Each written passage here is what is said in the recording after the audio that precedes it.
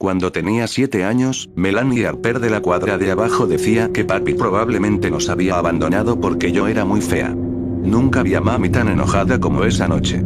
¿En dónde vive, bebé?, demandó. Melanie no se presentó a la escuela el día siguiente, y la escuela fue cancelada el día después de eso. Nos mudamos 3 días más tarde. 2 días después de mi 8º cumpleaños, un niño llamado Sam me jaló el cabello en el parque y luego me empujó, raspándome la rodilla. De nuevo, mami me preguntó en dónde vivía. De nuevo, el niño se esfumó. De nuevo, nos mudamos. Más tarde ese año, el niño que se sentaba al lado en la clase de matemáticas se copió de mi examen, e hizo que nos lo anularan a ambos por haber hecho trampa. Había practicado durante horas para ese examen, y se lo conté a mami cuando llegué a casa. Le dije que no era justo, que el profesor no me escuchó cuando le dije que no había sido mi culpa, que el niño estúpido se rehusó a admitir que había sido él y no yo.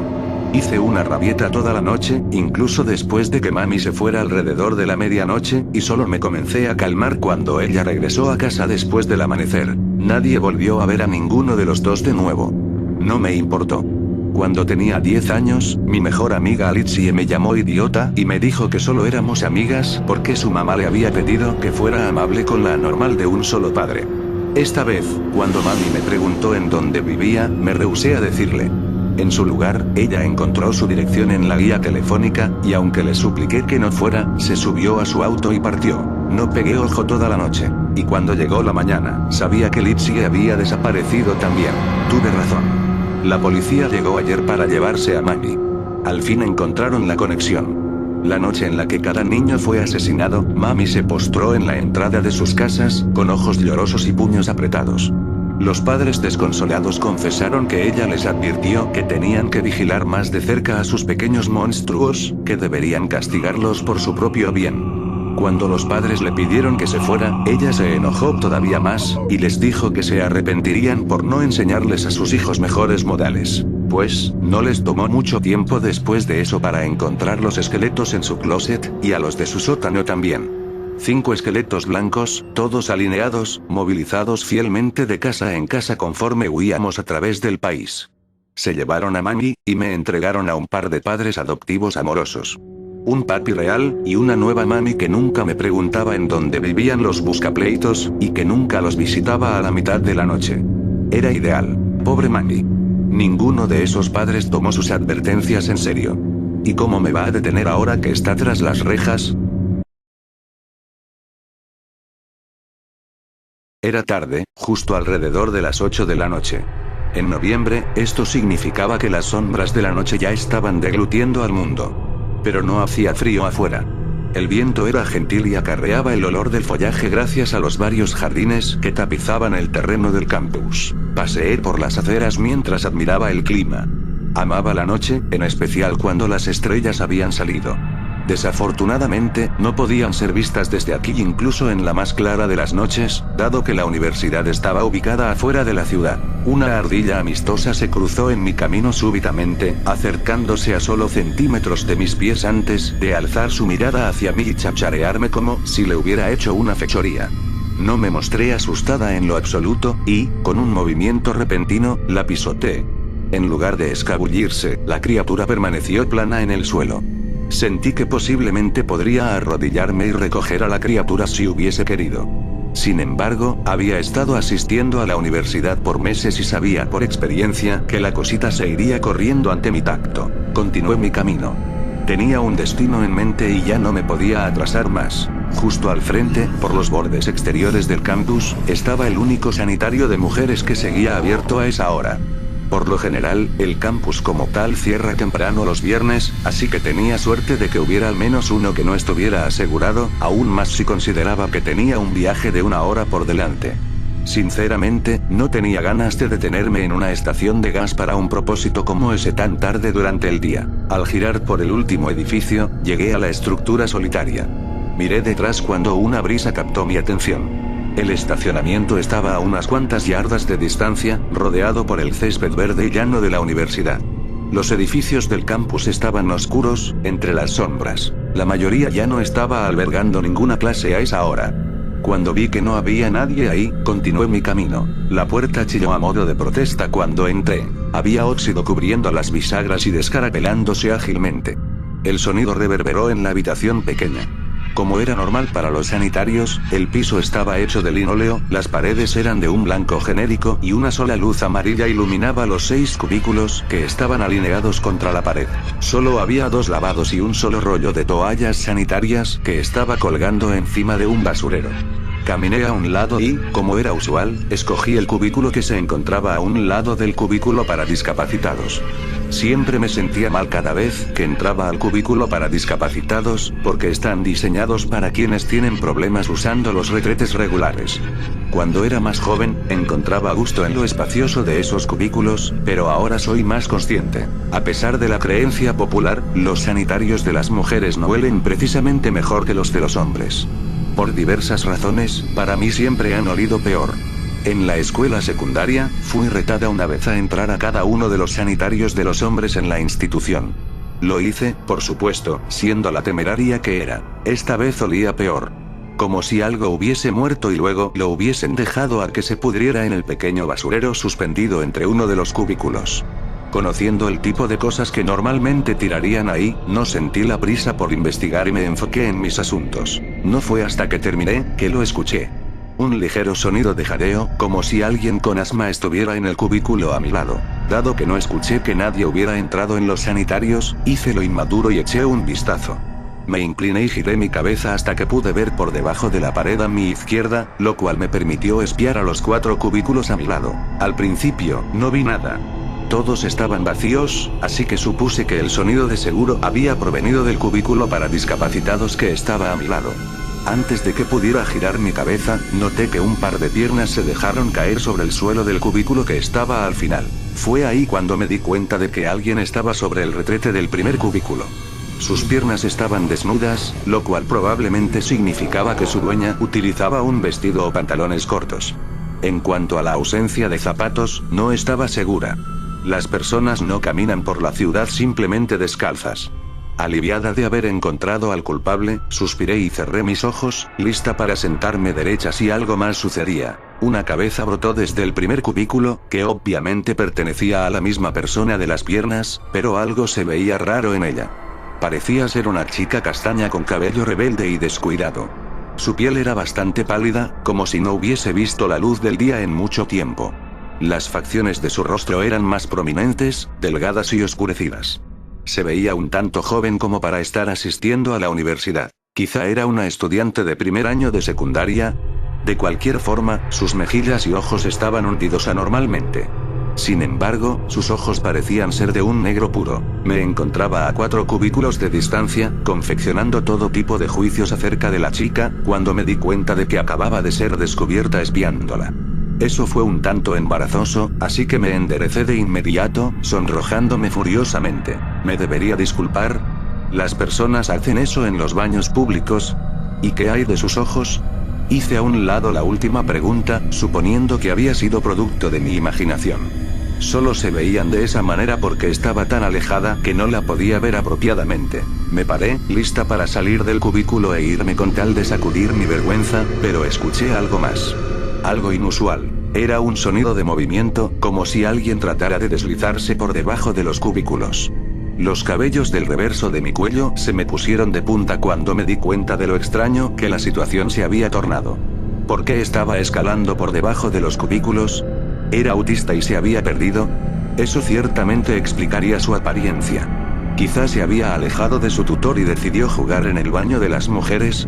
Después de todo, nunca estaba cerrado, ni siquiera durante la madrugada. Decidí que iba a llamar a la policía y reportarla en caso de que fuera una persona desaparecida. Tampoco quería asustarla. La pobre se veía enferma y probablemente estaba famélica. Así que recuperé mi compostura y me incliné, solo para descubrir que la chica me estaba mirando desde un cubículo más cerca. Originalmente, iba a tratar de conseguir su nombre, pero me detuve en seco cuando mis ojos contemplaron su figura. Sus ojos eran negros, no había duda. Tan negros como el carbón. Su piel era pálida y estaba agrietada en varios lugares, como si se hubiera secado y ya no retuviera ni una sola gota de humedad. Su garganta, la cual no había notado antes, tenía lo que parecía ser un corte horizontal con algún tipo de residuo seco y oscurecido a lo largo de los bordes. Sin embargo, no podía discernir el resto de ella, dado que solo su cabeza se estaba asomando por debajo del cubículo. No podía identificar el resto, pero, para este punto, no quería. Esa cosa no era humana. El miedo me sujetó a medida que me senté. Mis nervios se intensificaron y mi respiración comenzó a acelerarse. Había sentido como si mi corazón fuera a saltar desde mi pecho de un golpe. Si trataba de salir corriendo del sanitario, tendría que ser más veloz que esa cosa. Cerré mis ojos en tanto las imágenes de ella saltando encima de mí, y convirtiéndome en jirones, empezó a llenar mi cabeza. ¿Cómo podría esquivarla? No sé cuánto tiempo estuve ahí entrando en pánico, pero sí noté cuando comenzó a moverse de nuevo. Pero esta vez escuché golpes secos, como si estuviera golpeando las paredes gentilmente.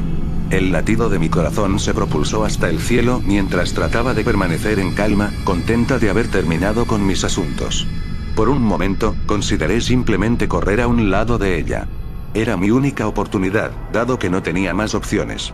Luego me di cuenta de algo. Se había detenido. Comencé a agudizar mis oídos para localizar a la criatura por medio del sonido, pero no escuché nada. Los ruidos de jadeo se habían ido y ya no escuchaba a la cosa moviéndose o golpeando las paredes. ¿En verdad estaba ahí? Sabía que tenía que mirar. Ahora existía la posibilidad de que estuviera parada por la salida. O peor, podría estar afuera de mi cubículo. Tenía que tomar una decisión rápido mientras contemplaba las posibilidades. Finalmente, me ahombré y eché un último vistazo por debajo de los cubículos. La cosa había desaparecido. Así que, habiendo contenido mi aliento inconscientemente, miré de reojo hacia la salida. Nada. Una ola de alivio me bañó justo a tiempo para que un sonido de movimiento a mi derecha captara mi atención. Antes de que pudiera procesar lo que era, giré mi cabeza, temiendo que ella me hubiera estado observando a solo centímetros desde el cubículo que no me había molestado en inspeccionar. Lo que vi fue un par de botas de montaña. Me tomó un momento para procesar esto. Había alguien en el cubículo para discapacitados. ¿Cuándo había llegado ahí? ¿O, a quién le importaba? Había alguien más conmigo.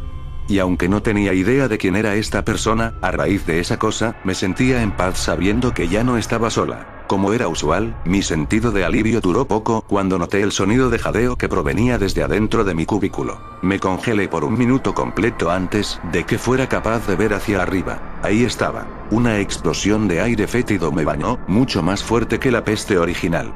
Su rostro se había contorsionado por la ira. Su cabello salvaje se había anudado y estaba volando por encima de su cabeza, en tanto que esos agujeros negros miraban con desprecio a mi alma misma. Su boca se había moldeado en una mueca feroz, partiendo sus labios y revelando sus dientes podridos.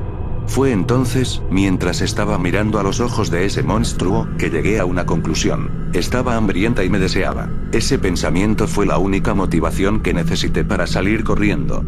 Pateé la puerta con tanta fuerza, que el seguro se desprendió de inmediato y me precipité hasta la salida. Quería huir hacia mi auto, conducir a casa, ovillarme en mi cama y pretender que todo había sido una pesadilla, y lo hubiera hecho de no haber sido por la chica con la que casi me tropiezo. Logré quitarme de su camino justo a tiempo. La chica estaba vistiendo con una chaqueta pequeña un tanto a la moda, pantalones ligeramente rotos y una camiseta sin mangas. Me lanzó una mirada extraña antes de ir al sanitario. Debí haberle dicho algo, quizá haberle advertido de lo que esperaba allí adentro. Pero mientras permanecía parada, agudizando mis orejas de nuevo para poder escuchar el más vago de los sonidos, el silencio cayó sobre mí. Unos momentos después, empecé a unir todas las piezas. Quienquiera que estuviera en el cubículo para discapacitados, debió de haber tenido sus pies levantados desde un principio cuando yo entré. Probablemente, estaban grabando los sonidos, anticipando gritos. O peor, estaban filmándome en el cubículo. La otra chica tuvo que haber sido una actriz muy bien vestida que estaba ahí para sacarle la mierda del susto a cualquier pobre alma que deambulara en el sanitario. Pues, que se jodan. Me di la vuelta y me apresuré hacia mi auto, habiendo sacado el celular. Le informé a la policía acerca de la escoria que me había estado filmando en el cubículo. Sabía que filmar a alguien en un baño, por broma o no, era ilegal. Dijeron que lo revisarían y que podía conducir a casa sin preocupaciones. Al día siguiente, llegué al campus solo para descubrir que había sido clausurado y que estaba infestado con autos de policía y oficiales. Una chica había sido asesinada en el sanitario de mujeres la noche anterior. El tiempo estimado de muerte eran las 8 de la noche con 34 minutos. Era la chica con la que me había encontrado. Aparentemente, había habido una serie de asesinatos en la ciudad. Un hombre había sido visto en algunos de los sitios, evacuando los sanitarios de mujeres en donde las chicas eran encontradas. Esperaba en los cubículos para discapacitados hasta que las chicas se dirigían al lavado, y entonces salía por detrás de ellas y les cortaba la garganta. Fuera lo que fuera esa cosa que vi en el sanitario, me había salvado.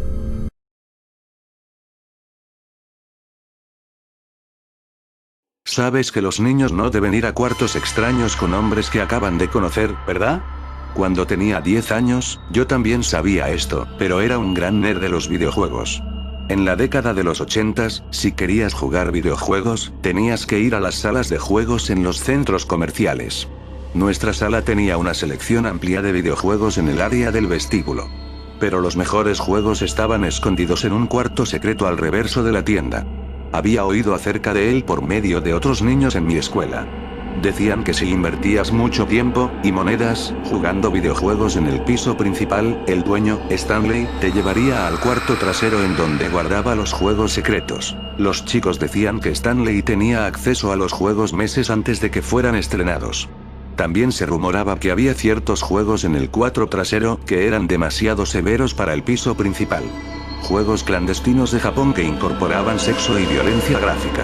Había estado yendo al salón con mis amigos por más de un mes, pero Stanley nunca mostró ningún interés en mí hasta que llegué por mi propia cuenta un día. Debes entender que este era un pueblo universitario seguro y pintoresco, y en los 80s. Las cosas eran diferentes. Las mamás llevaban a sus niños al mall, solo armándolos con advertencias de no hablar con desconocidos, y los dejaban por horas. Todos hacían esto. No era negligente. Estaba jugando Street Fighter cuando Stanley se me acercó. Has pasado mucho tiempo en ese juego. Me sentí un poco sorprendido porque estuviera justo ahí.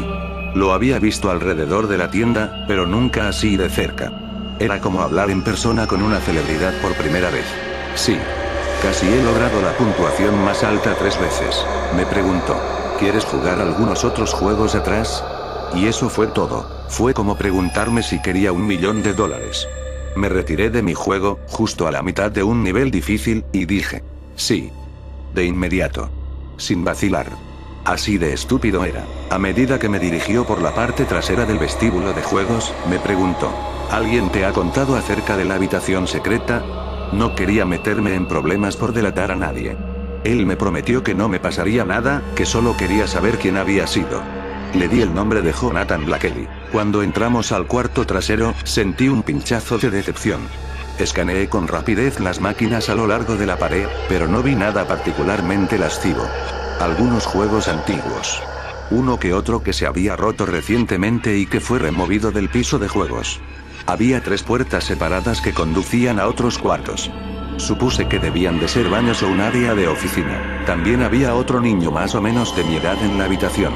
Estaba jugando uno de los juegos de disparo del viejo oeste. Stanley me dio un recorrido e introdujo al niño como Ian. Él me saludó con un hey casual y una sonrisa. Se sacó su goma de mascar roja, vio a Stanley y dijo, ahora que hay otro niño, ¿podemos jugar el juego especial? Stanley asintió lenta y deliberadamente. Sí. Podíamos jugar el juego especial. Ian me agarró del brazo y dijo, este te va a encantar. He escuchado mucho sobre él. Stanley me preguntó si quería jugar el juego especial. Sí. Quería jugar. Stanley me dijo que esperara mientras agarró a Ian del hombro y lo condujo hacia uno de los cuartos laterales. Cerró la puerta detrás de ellos, y esperé. Stanley no me había dado instrucciones. ¿Se iban a tardar 1 minuto? ¿O 20? ¿Tenía permitido jugar los otros juegos en tanto esperaba? No podía procesar exactamente lo que estaba sucediendo, así que solo me quedé parado ahí observando la puerta cerrada con Stanley e Ian dentro. Escuché muy atentamente y creía haber distinguido sus voces detrás de la puerta cerrada. Quizá algunos empujones. Después de unos minutos, Stanley salió de la habitación y dijo, está bien, vamos a acomodarte en tu cabina. Estaba tan impresionado. Había visto una fotografía de una cabina simuladora en una revista de videojuegos, pero nunca pensé que entraría a una. Stanley abrió una puerta diferente al lado de la que él había entrado con Ian. Me gesticuló que entrara. A medida que caminaba por la puerta de Ian, vi que estaba abierta ligeramente. Y pude darle un vistazo a Ian sentado en el mecanismo de cabina, utilizando un casco negro con un visor polarizado. Un mecanismo similar esperaba en mi habitación. Me subí a la silla y Stanley ajustó los tirantes del arnés de seguridad alrededor de mi pecho. Colocó un casco negro sobre mi cabeza, como el equipo de un piloto de combate real. Le tomó un tiempo para que todo estuviera ajustado apropiadamente. Estaba sentado en un marco metálico grande con un asiento bien acolchonado y un monitor enfrente. Había luces fluorescentes superiores iluminando la habitación. La silla tenía controladores con palancas de mando a cada lado. Stanley me dejó a solas en la habitación y cerró la puerta detrás de él. Entonces el juego comenzó. Escuché la voz de Ian a través de los parlantes del casco. «¿Oye? ¿Puedes escucharme?» Podía escucharlo. Era bastante genial, como walkie-talkies. Pero los gráficos eran mucho menos impresionantes que el resto del equipo. Cuadrados verdes poco ambiciosos y círculos que flotaban alrededor de un fondo negro básico. Me reí por lo bajo y le dije a Ian que probablemente podría dibujar algo mejor en el Commodore 64 que tenía en casa. Las líneas verdes comenzaron a rotar, mientras que la voz pregrabada de una mujer era transmitida por los audífonos. Jugador 1. Tú eres el accionador. Jala el gatillo antes de que la cuenta regresiva finalice. No te conviene fallar. La pantalla mostraba un 15 con letras grandes de bloque. Luego cambió a 14. Luego a 13. La cuenta regresiva se había activado. Mi tipo favorito de juego eran los que no hacen ningún intento por explicarse a sí mismos. Solo los descifras conforme avanzas. ¿Quién es jugador 1? Pregunté. Ian no sabía. Cuando agarré ambas palancas de mando, estaba sorprendido porque no rotaran. Y cada una solo tenía un botón. Presioné los botones. La voz continuó la cuenta regresiva. 8-7. No creo que sea el primer jugador, le dije a Ian. Mi gatillo no hace nada. Ian dijo. Estoy intentando. Y a la mitad de su oración, sentí una descarga de electricidad correr a través de mí, y me quejé en voz alta. Ian me llamó a través de los audífonos. ¿Estás bien? No. Respondí. Algo me jodió el asiento. Me electrocutó cuando hiciste eso. Después del choque, el contador se reinició y comenzó a contar de nuevo los segundos. Y luego, con más fuerza, grité. Stanley. Esto está roto. El contador estaba en 10. Mi arnés de seguridad no se abría. Ian comenzó a protestar también. Oye. Stanley. Algo anda mal con esta máquina. Lo electrocutó por accidente. 765. Entre la pronunciación de los números, la voz computarizada de la mujer dijo. El juego debe continuar. No te conviene fallar. Ouch. El choque fue aún más fuerte esta vez. 15-14. El primer choque no me dolió realmente, solo me asustó.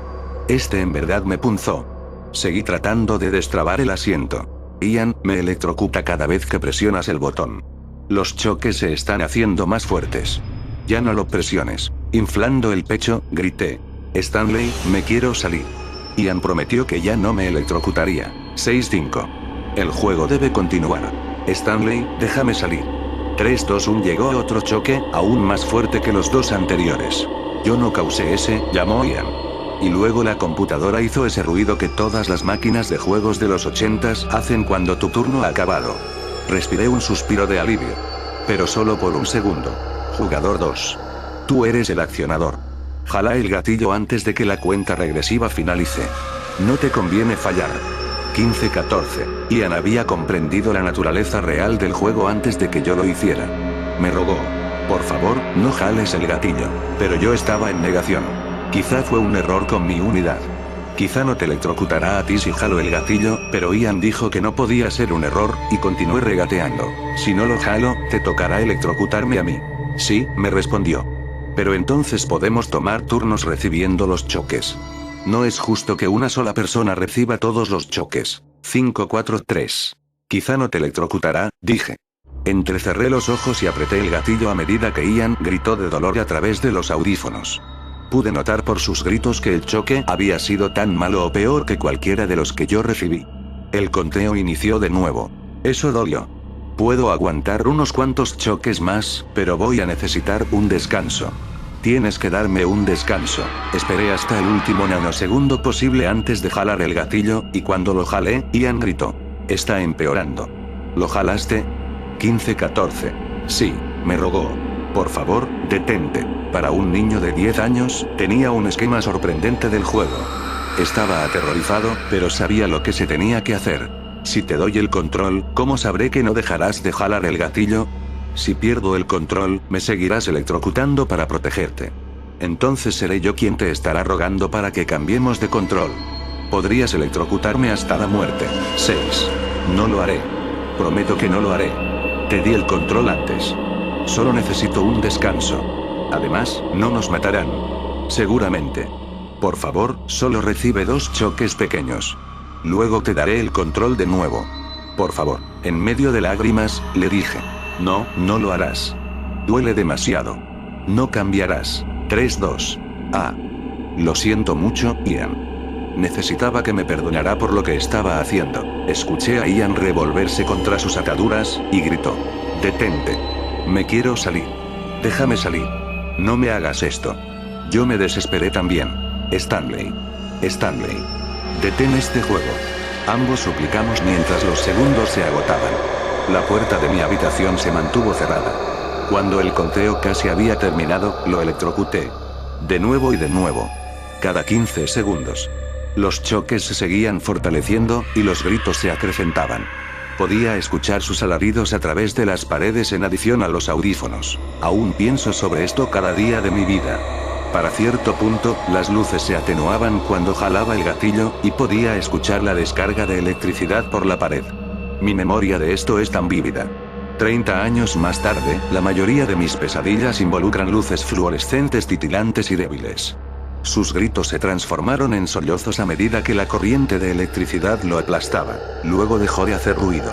Las luces se atenuaban y siseaban con cada presión del gatillo, pero ningún sonido humano provenía de la otra habitación. Ian, ¿puedes escucharme? Está vivo. Exclamé. Pero no cedí el control. Lo seguí electrocutando hasta que la voz computarizada proclamó. Fin del juego. El cinturón del asiento se abrió de un clic, y me precipité por la puerta del cuarto de simulación y hacia la habitación en donde estaba Ian. Su puerta se mantenía cerrada, y la aporreé. Ian. Lo siento tanto. Stanley salió, y dijo. Necesito que vengas a esta habitación. No. No. No. No iré a la siguiente habitación. ¡No! Salté hacia la puerta que me regresaría al vestíbulo, pero estaba cerrada. Gritaba y arremetía contra la puerta. Gimoteaba lágrimas de pánico mientras Stanley se acercaba. Trató de agarrarme con su brazo, y me alejé de nuevo. ¡No! Descuida, Ian está bien. Y, mágicamente, Ian estaba bien. Su puerta se abrió e Ian se paró en el marco. Stanley continuó. Ian es un actor. Esto era un experimento. Esta tienda ha sido financiada por muchos grupos que evalúan la moral tradicional para determinar cómo los videojuegos violentos pueden influenciar la conducta moral. Queríamos saber cuán lejos llevarías el experimento. Tenía un billete en su mano. Se arrodilló a mi lado, y me dijo. Aquí tienes $20 por tu participación en el experimento. Si 5 de tus amigos dicen que tú les contaste acerca del cuarto trasero, te daremos $20 más. Me explicó que tenía que mantener la naturaleza del experimento como un secreto para que no contaminara los resultados. Al día siguiente en la escuela, mi amigo Paul me detuvo. Aún me sentía aturdido. Él no pareció haberlo notado. Oye. Estaba en el mall ayer y vi que Stanley te llevó al cuarto trasero. ¿Cómo era? ¿Había juegos de desnudos? Escuché que hay un simulador de vuelo que te levanta de la tierra. Escuché que se siente como una montaña rusa. Me encontraba casi catatónico. Observé, a través de la ventana, a un ave en la grama levantando un gusano. Lo arrancó de la tierra con un solo movimiento, y este se retorció antes de morir. Fue increíble, le dije. Quizá te dejará entrar alguna vez. Nunca le conté a mi mamá lo que pasó.